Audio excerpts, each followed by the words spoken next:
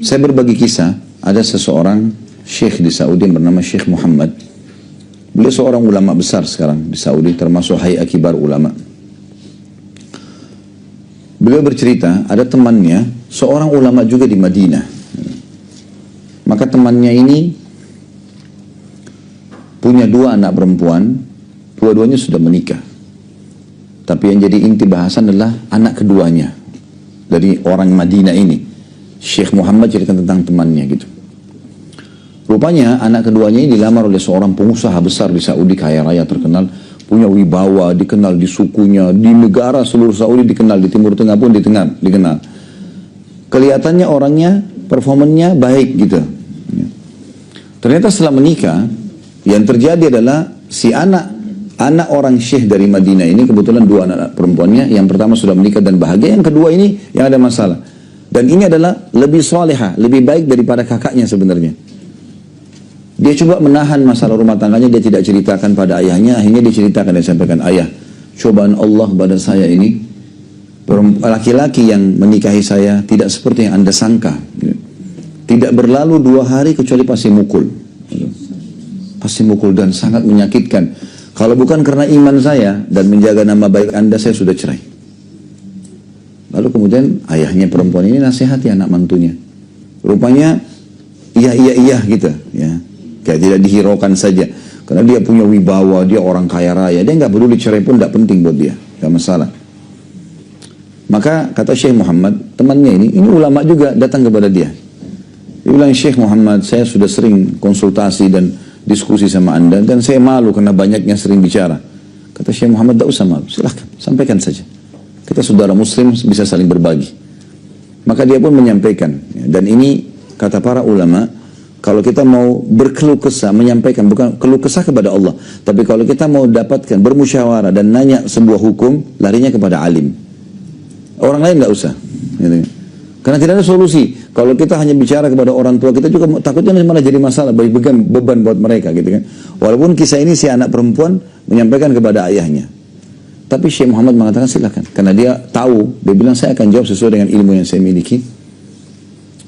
Dia bilang silakan cerita. Dia ceritalah tentang anaknya itu. Kata Syekh Muhammad, kalau Anda menunggu jawaban dari saya, maka saya yakin pendapat saya tidak jauh dari pendapat Anda. Kita sama-sama manusia. Akan sama. Dalil yang saya sampaikan pun Anda sudah tahu. Sabar misalnya atau apa. Sama. Mau nggak saya kasih solusi yang pasti dapat jalan keluar? Oh iya, pasti saja. Anda dari Madinah, Mekah dekat sekali. Datang kepada rumah Allah di sana. Umrah, niat khusus berdoa untuk masalah itu. Supaya anak mantunya dikasih hidayah. Berhenti memukul anaknya dan rumah tangganya bahagia. Kata temannya ini, saya nggak pernah berpikir itu sebelumnya. Baiklah. Terjadi hari Rabu waktu itu. Hari Kamis besoknya, pas malam Jumat, dia beli pesawat jam 3 subuh. Penerbangan pertama. Dari Madinah ke Jeddah, Jeddahnya masuk ke Mekah gitu. Dia beli tiket pesawat sama istrinya. Ini cerita tuh 20 tahun yang lalu masih belum ada handphone. Jadi orang cuma telepon dari rumah ke rumah seperti dulu kita pernah alami lah. Dan jelas dia sebelum berangkat dia tinggalkan nomor telepon hotel yang dia mau datangin di Mekah untuk kedua anak perempuannya. Kalau ada apa-apa silahkan ditelepon. Dia berangkatlah sama istrinya. Dia bilang saya masuk Mekah. Alhamdulillah masuk ke hotel. Segera Allah mudahkan. Saya kasih berita ke resepsionnya. Kalau seandainya ada yang telepon saya bilang saya akan telepon balik. Dia bilang kemudian saya masuk ke Masjid Haram. Saya tawaf, saya sa'i, sholat di belakang makam Ibrahim. Semuanya doa saya fokus supaya anak saya keluar dari masalahnya. Selalu gitu. Solusi itu minta, ya Allah saya berkeluh kesah padamu, selesaikan masalah anak saya. Anak saya tahu salihah baik, suaminya ini mohon berikan hidayah. Kembalikan kepada Allah SWT. Dia bilang begitu. Dia bilang setelah selesai semuanya, azan subuh. Saya sholat subuh di Masjid Haram, walaupun saya keluar rumah dari jam 2 malam, mengantuk sebenarnya. Tapi hati saya terdorong untuk duduk sampai syuruk. Dia bilang saya duduk sampai terbit matahari. Setelah saya pulang ke hotel. Pas saya pulang ke hotel, resepsinya bilang, bukankah Anda Syekh si Fulan? Dia bilang, iya. Dari tadi nih sudah 1 jam atau 2 jam ini ada satu perempuan dari Madinah ribut telepon kami terus nih. Nanya Anda ini. Maka dia bilang mungkin anak saya. Dia telepon ke anaknya yang pertama. Sudah salam, nak kamu telepon nggak? Oh enggak, saya nggak telepon. Ada masalah nggak? Ada masalah. Mungkin adik saya yang ada masalah nih. Bilang baik, dia bilang saya telepon ke anak saya yang kedua. Dan saya sudah berpikir waktu itu, mungkin ada keluhan baru, mungkin ada pukulan baru, mungkin ada masalah baru. Dia bilang begitu, diangkat sama anak saya, setelah jawab salam sudah mengatakan, ayah, entah ilham Allah dari mana nih, sudah 1 atau 2 jam ini, suami saya menangis di depan saya nih. Tadi malam ini bertengkar, saya dipukul, saya dimarah-marahin, dia sampai tidur di kamar sebelah. Sudah 1 atau 2 jam ini entah kenapa dia datang ke saya minta maaf dan mengatakan memang kamu wanita baik, saya yang buruk, saya minta maaf, saya akan perbaiki. Sampai sekarang saya telepon nih, dia sama Anda, dia masih menangis di depan saya nih. Dia niat memperbaiki ke depan. Cuma Bapak Ibu sekalian, dalam berkeluh kesah pada Allah, kita harus ikuti dengan keyakinan. Kadang-kadang kita ikuti dengan keraguan. Ragu ini mengurangi kualitas doa kita, gitu loh. Saya sudah bilang tadi, keyakinan ini seperti Bapak Ibu yakin kalau lapar itu solusinya makan, kalau dahaga solusinya minum, kalau capek istirahat. Begitu juga keyakinan dengan memohon kepada Allah dalam doa, mengharapkan surga, takut dari neraka, harus itu. Itu sudah sunnatullah, mestinya begitu. Ya.